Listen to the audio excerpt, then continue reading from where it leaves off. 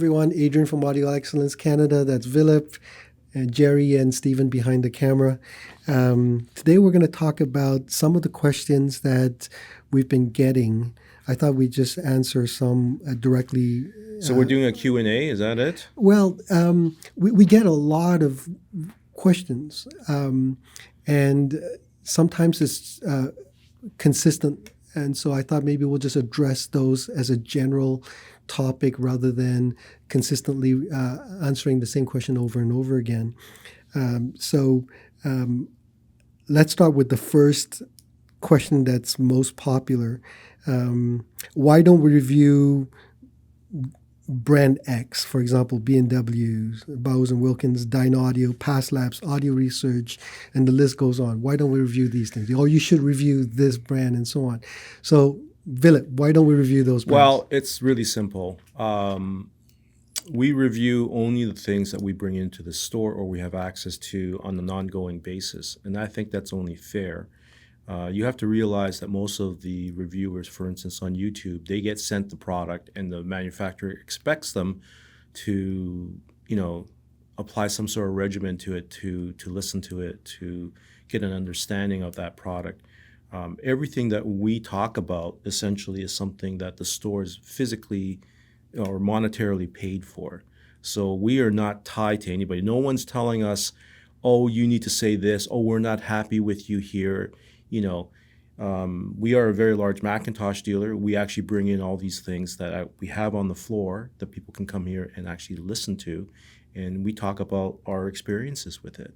And never once have we gotten any kind of instruction from the McIntosh group to say, well, you need to say this or you need to say that. They understand that we're giving our honest opinion about things that we actually pay for. Yeah. So that's the big thing. Yeah, and I guess along those lines, because we don't bring in some of or many of those brands, it would not be fair. Even if we honestly said what we thought, let's say we really, really liked brand X, then nobody will say anything that seems odd about that. But if let's say we didn't like it, then it could be argued that, well, you don't bring the product in, so that's why you don't like it. And even if that were not in fact that would not ever be the case, but it just would be too troublesome to get around that. So I'll give you an idea of what goes on here.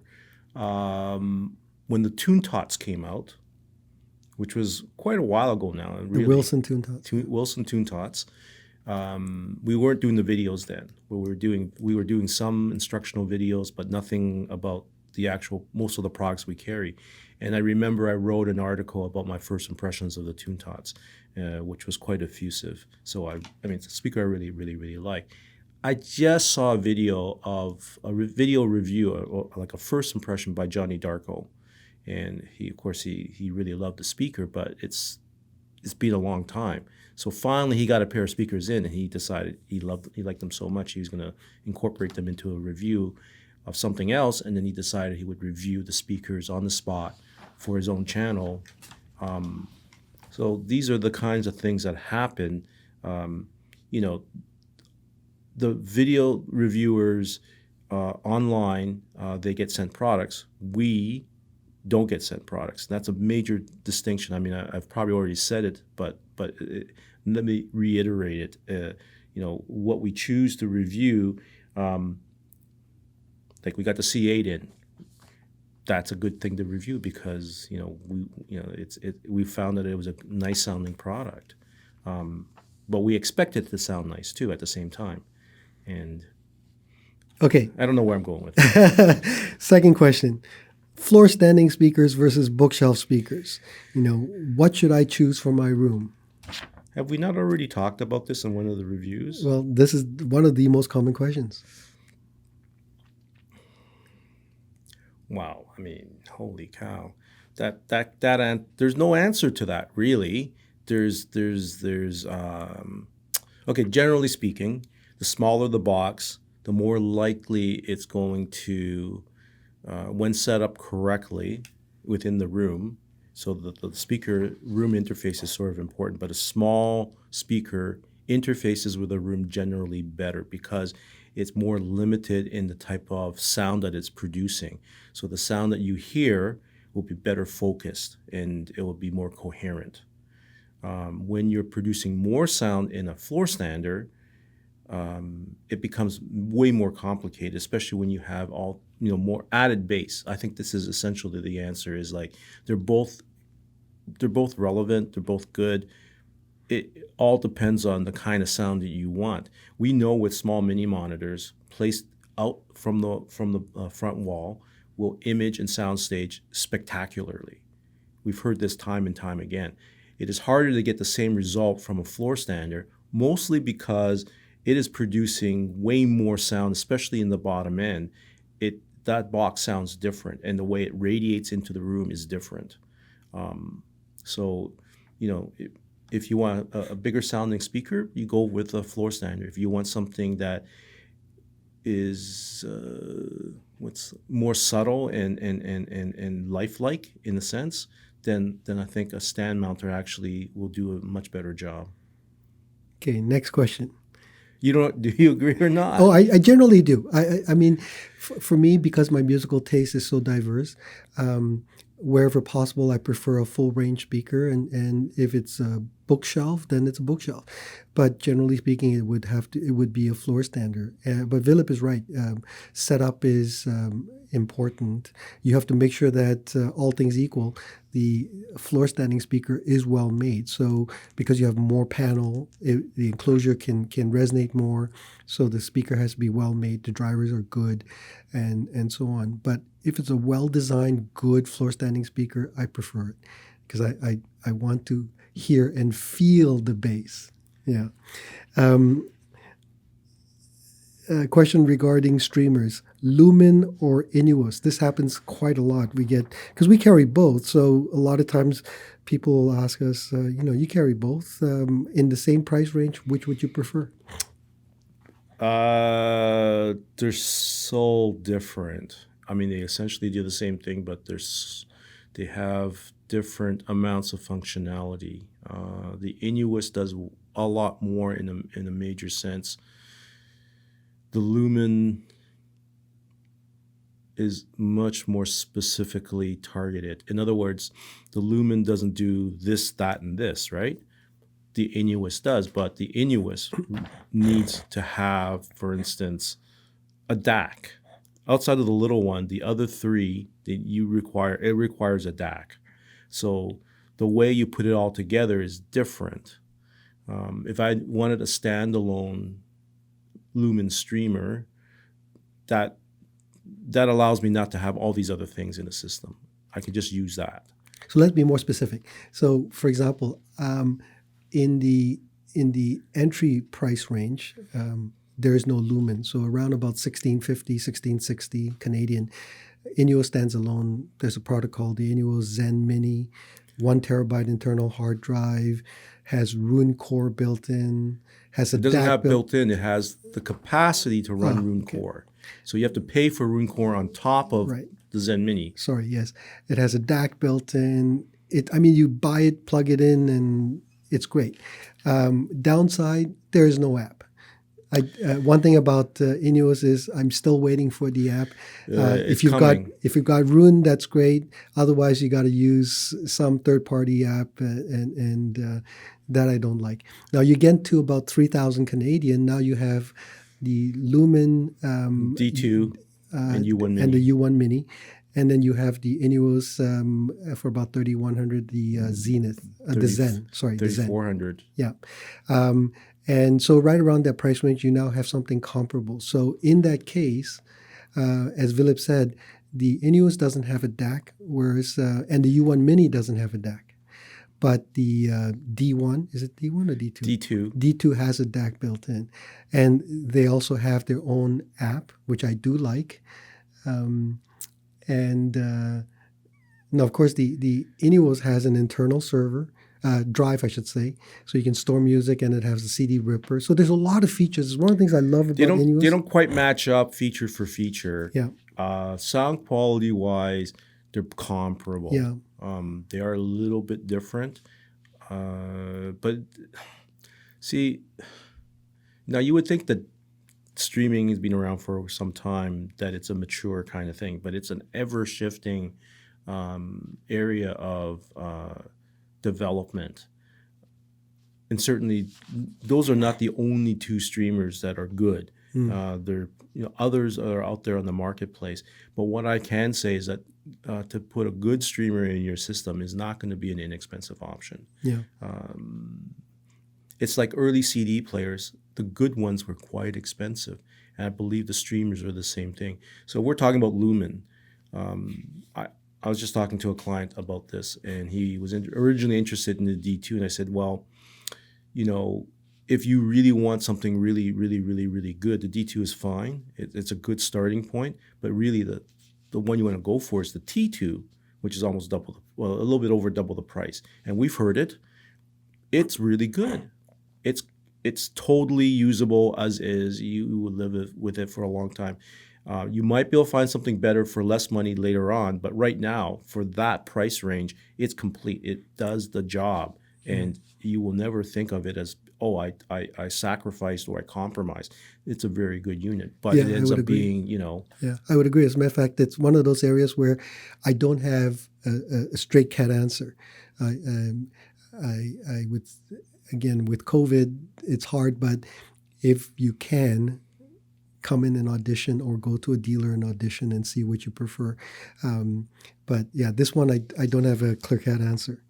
McIntosh integrateds versus separates. We just got this a few days ago, again, and it happens literally every week, every other day, as a matter of fact.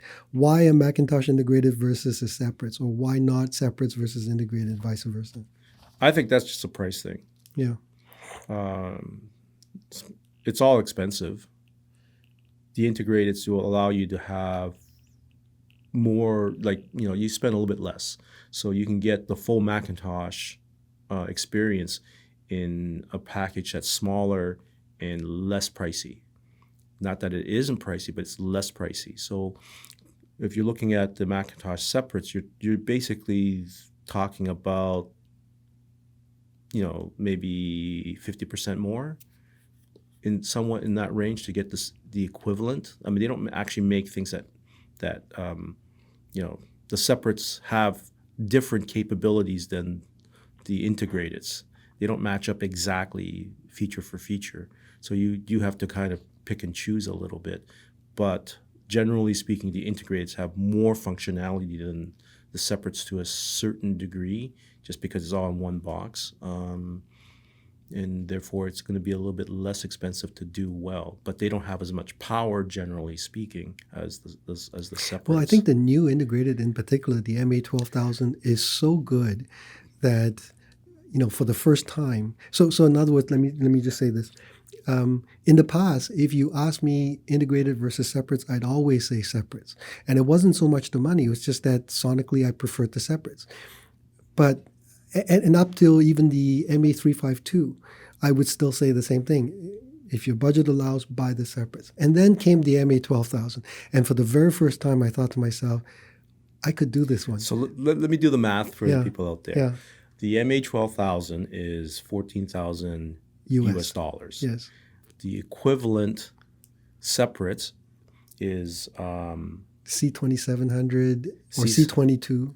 No, C2700, because that has a DAC, or C53. That's $8,000. Yeah. And you can opt for the MC312, which is $7,000 US dollars, but that's a little bit less power than the MA12000. So either you're going to spend, but that's still more money. Those two pieces, the preamp, because the 2700 and the 53 are the same price, and the 312, that comes up to $15,000 US. But really what you want is the 462. We're throwing a lot of numbers out there. So Jerry's going to have to post up all these numbers. Post up weird numbers. But the 462 and either the 2700 and the 53 comes out to $17,000. Now here's the thing. My best client, Keith, I know you're out there, that's what he did. He traded in, and we did a deal with him, and he so the silly part of it is he's downsizing. He's got tons of stuff, but he's downsizing in a 15,000 square foot home. In a 15,000 square foot home. He's downsizing, In that one system, he's going from C53 and 462 to now an MA12000 because it takes up less room in his rack, and he's going to do a new rack. But he also did it because there wouldn't be a sonic degradation, or at No. least very minimal. No. And that's why I was saying the MA12000 for me is the first time where I would pause and say, yeah, I could do this, and not feel badly if I didn't do the Right. So separates. it is really the MA12000 is the equivalent of, in my opinion, the C2700 and the 462 with a little bit less power. But for all intents and purposes on everyday usage, it's the same. It sounds just as good, in fact, maybe even better. Okay, let's cover. What time is it now? Do we have time? Okay, so last question. Sonus, Faber, Wilson, B&W, Magico. These are the four big Really? named. Yeah. Yeah, I get these on a regular We basis. get lots of questions about Magical. Well, less so now. But when we first started doing the videos, I guess about a year, 2 years ago, we got quite a few of those. So anyway, out of these four brands, Sonus, Faber, Wilson, B&W, Magico, which one and why? Or why not? Well, obviously, I chose Wilson because I bought a pair of their speakers. But prior to buying the Watt puppies, I certainly was torn between getting Sonus, Faber or Wilson because I was thinking of one of the newer products. It's very hard to choose between the two. I think ultimately I would just choose Wilson because it does more things correctly. Now, the B&W has a sound which some people really, really, really like. And that's not the sound that I like because it has some issues with the way the high frequencies are presented in a fashion that I don't like. And the Magico, more or less the same issue, is that it's a very audiophile sounding speakers. The ones I've heard, they have improved a little bit, but inherently that speaker design has some features, the way it's constructed, which I don't believe will ever fit with the way I want to hear sound, or the sound that I want to hear. And that's probably not fair, but that's what it is. So, they're making different products. They don't all sound the same. They sound different, and some you will like better and some you will like less. And I hate to say it, I prefer the Wilson audio approach. I think for me at this point in my life, that's the right one. And I might not have believed that even 10 years ago or even 5 years ago, really. But now I do. I hear it every day. And when I hear the other stuff, it doesn't sound right to me anymore. Yeah, so back when we were on Bayview Avenue, so Yep. 8 years ago or so, 7 years ago, we were there for a span of 17 or 18 years. We at one time had all these different brands. So all together at the same time, we had Martin Logan, Yep. B&W, Wilson Audio, Revel, and what was the fifth one? Teal. No, it wasn't Teal. It was a fifth. I can't remember. There were 5 speakers Vandersteens? we did have Vanderstein, but it wasn't at the time. Anyway, so we had 5 speakers between $15,000 to $20,000. Oh, okay. 5, all at the same time. So clients could come in and compare and see what they liked. So we had the Martin Logan Summits. At the time, it was Quads. the Wilson Sophias. We had the B&W 802 Generation 1 Diamonds. Or was it Generation 2? I can't remember now. And the Revel. So they were all in that same price range. And if a person came in specifically saying, I want to hear the B&Ws, they would obviously hear it. And then we would play them a bunch of other stuff just in case. But most of the time they would buy the B&Ws because all their lives they've always wanted B&Ws. They've always been impressed by it, and they bought it. But if they didn't come in specifically saying they wanted B&Ws, they were saying, well, I was thinking about B&Ws. What else do you have? And we'd play them all these different products at the same time. Invariably, the person would buy the Wilsons. And out of all the other ones, so numbers-wise, units-wise, the Wilson and the B&W were neck and neck, which is crazy considering the B&W is far more well-known outside of the audiophile world. We rarely sold the Revel, very, very rarely, which was a shame because overall it was a decent speaker. And at the time, we actually had a couple of trade-ins of Magicos. I can't remember which model it was, and they were quite a bit more money than in that price range. I think we had a Q3 and a Q5, yeah, both traded in at the same time as well. And it took us a long time to sell those speakers for a similar price. In other words, the Magicos had depreciated, even though they were relatively new, depreciated at almost 50%. It still took us a long time to sell them. Because now that you could actually compare all these brands, suddenly it wasn't as clear-cut relative to the marketing that was being done. All this brand name or materials that were exotic and so on. Now it's just the sound. Did you like the sound? And I found out very quickly that a lot of clients didn't necessarily like that sound of the Magico. I was of two minds. There were times where I listened to the Magico and I said, wow, like, as Philip said, it did audiophile stuff. First 5 minutes of listening to a Magico is magic. It did audiophile stuff. Definitely magic. Really, really well. Disappeared well. Clarity like you wouldn't believe. Starts and stops like an electrostatic and so on. But yeah, longer term, it wasn't all that appealing to me. I could easily make an argument that, yeah, having said that, we could still sell it. But ultimately, I ultimately prefer the Wilsons. I will add this. I have a lot of clients who have B&Ws. Like the 803 D3 is a popular speaker because it's fairly affordable in that audiophile environment. And what they find is that in order to keep the speaker and to continue to like it, they often end up with McIntosh electronics because that actually goes together fairly well. And I did an install recently where we upgraded my client to a C1100, and that made all the difference. In his room, that 803 sounds great. It's not a combination I would have recommended necessarily because we don't have B&W here.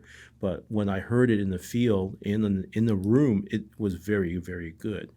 But I think for a lot of people, if they're not using something like McIntosh with those speakers, they can sound a little bit bright, a little bit forward. Well, again, I think that's why I really like our offering of Sonus, Faber, and Wilson. Right. I love the fact that they're both similar yet different. The Wilsons have this life and dynamics that is not quite a horn, but relatively close, and yet full range, the ability to play all kinds of music really well, time alignment and imaging that is spectacular. And then with Sonus Faber, it's more forgiving, sweeter, beautiful mid-range. And then you have the added benefit of a speaker that looks like this gorgeous piece of furniture that anybody would be proud to have at home. So, we're fortunate to have both. Honestly, it's just a wonderful combination. As I found out just recently, I did a demo for someone between Sabrina X and Olympica Nova 3. And he much preferred the Sabrina X, even though it's 20% more, costs 20% more. And for all those reasons you just pointed out. Yep. We could clearly hear how the Sonus Faber was still a bit more romantic sounding and less kind of like articulate than the Sabrina X. He was very surprised at how incredibly detailed the micro detail in the Sabrina X is amazing. Yeah. You hear every little tiny thing, but none of it is out of sorts. Yeah. It's also clearly delineated. It has such fine definition. You know what? It just occurred 5 minutes. It just occurred to me. What? It's like Wilson is like a thoroughbred sports car, but with some blunting of the harshness of a thoroughbred. That tweeter is really special. Right? So none of the harshness like a GT3 of a Porsche where your back aches after a while. It doesn't have that. So let's say a Porsche turbo. The Sonus Faber to me is like a modern day Ferrari. Oh, It's okay. got the look, it's got the performance, but not the rawness that the early Ferraris had, where Right. it was troublesome, it was mechanically painful sometimes, and so on. So it's an imprecise analogy, but I hope you understand Well, what I'm trying to when say. I had my 911 Turbo, the power delivery was so smooth. You didn't know how fast you were going, and you would just get there really quickly. And I believe the Wilson's like that. It kicks in from a very low point, and it just keeps on giving, giving, giving, giving, giving. And you don't really know how hard you're pushing the speaker, because obviously you just want to continue increasing the volume for it. That's what really good speakers do, is they encourage you to play it even louder and louder.